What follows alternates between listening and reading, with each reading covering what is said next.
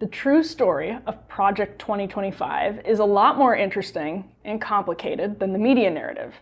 And the media narrative has been strong and sustained for weeks now. Random people who don't really follow politics closely have asked me about Project 2025, which is somewhat amusing because, like a lot of people here in DC, I've actually had the full 900-page book for a year. The Heritage Foundation was giving them away, and still is. If you actually want to hear a ridiculous personal story about my interaction with J.D. Vance, Project 2025, and the Kamala Harris campaign, I will share what happened this week, crazy story for premium subscribers over on undercurrents.tv. Yesterday, Trump's simmering feud with Heritage came to a head as Kevin Roberts, who we'll actually hear more from in an interview in a moment, announced the project would end as planned after convention season, but that the personnel efforts would continue. We'll talk about what that means in a moment. The Trump team put out a statement basically taking a victory lap, dancing on the Project 2025 grave. Trump, hardly a creature of the conservative movement, feels no particular loyalty to its many foot soldiers, even as those people have, in some cases, risked their careers and their reputations to support him. To be fair, many others haven't, and his beef with the conservative movement has some pretty legitimate origins. But Trump, in this case, is pretty correct that the sustained blitz of attacks against him were working. Project 2025 sounded shady and mysterious, and I really think Democrats pretty brilliantly realized the political potential that it had. Since the 1980s, though, the Heritage Foundation has released a, quote, mandate for leadership document with policy proposals for incoming presidential administrations. Heritage is the most powerful conservative think tank in the country. So those proposals have carried weight with Republican administrations whose key personnel have always rotated from government world to the think tank world and vice versa. And that is very common on the left and the right here in DC. This time around, though, Heritage launched the 2025 Presidential Transition Project, as they called it, which combined the mandate for leadership with an effort to preemptively vet personnel in collaboration with tons of other conservative groups for the next presidential administration. So the goal was to have a clear and specific ideological direction, policy blueprint, and also a stable of people who could enact it. Republicans during Trump's administration realized career workers at cabinet agencies could block and slow walk policy demands from the president that they didn't like.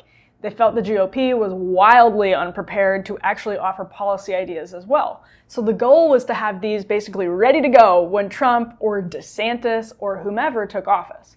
Under the leadership of Kevin Roberts, currently the president, Heritage has said it will not take any more funding from the defense industry or big tech. And on the right, that has been a breath of fresh air. Obviously, though, a wish list of conservative priorities will be popular with conservatives and, in a general election, unpopular with many non-conservatives, especially with a gigantic assist to Democrats from the media, which has basically taken their legitimately brilliant talking points and helped construct this huge myth around the project. So two things are true here. One, the media is being kind of dishonest, and two, Heritage is further right than most of the country. So I was able to interview Roberts one-on-one for this show about Project 2025 back at the RNC. Here's what he had to say. The Biden campaign and Media Matters, I think, initiated all of this, and there will be some more offensive coming from us. But this is the point. Whatever someone has heard about Project 2025, if they've not gone to the website, project2025.org, and actually read it, you can assume that it's false, with one exception. The one thing Media Matters and the Biden campaign get right is that we do want to eliminate the Department of Education.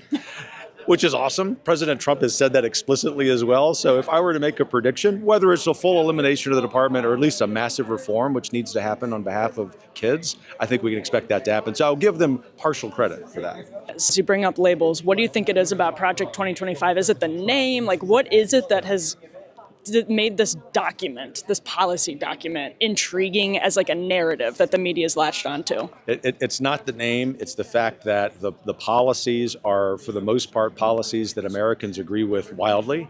But even more than that, it's that they have never confronted, the progressive Democrats have never confronted such a unified conservative movement.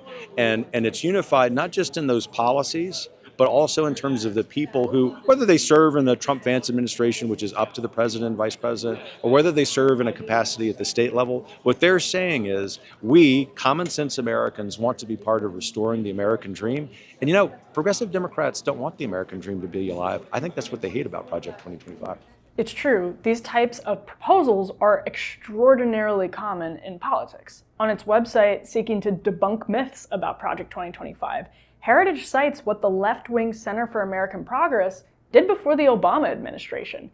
This is literally how think tanks operate, and the big ones always have close ties to the major political parties. It is not shady or weird relative to the standards of Washington, D.C., it's bipartisan and perfectly normal. Republicans seem merely not to have tried building a similar political attack tying, for instance, Obama to the CAP plan. So Democrats pulled off something pretty smart here. Personally, I have a lot of friends at Heritage and I'm pretty supportive of Roberts, so there's no way I can be entirely detached here. He has an ideological direction I think is healthy and matches my own pretty well, but to be clear, that's never stopped me from criticizing Heritage when they were taking money from the tech and the defense industries, and this time, honestly, the left got them, even though Heritage didn't do anything wrong. They're conservatives who believe conservative ideas about the border and immigration and climate change and social issues, so of course, they want a presidential administration to have policies that favor those ideas, and then they want that administration to have the ability to achieve them. What's most fascinating to me about Project 2025 is that under Roberts, Heritage really started pushing the traditional boundaries of conservative orthodoxy on issues like trade and the intelligence agencies.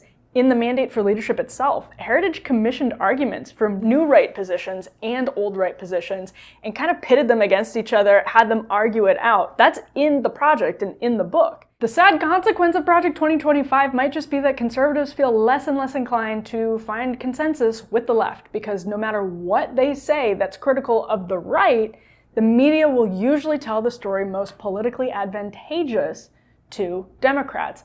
By the way, Heritage was calling on the Reagan administration to abolish the Department of Education back in the 1980s. That's in this edition of the Mandate for Leadership, and the media is acting like this is some brand new, secret, shadowy plan. So a lot of people are just going to think, if we couple this old position from the 1980s that has been totally consistent with, for example, different ideas on trade, why should we even try?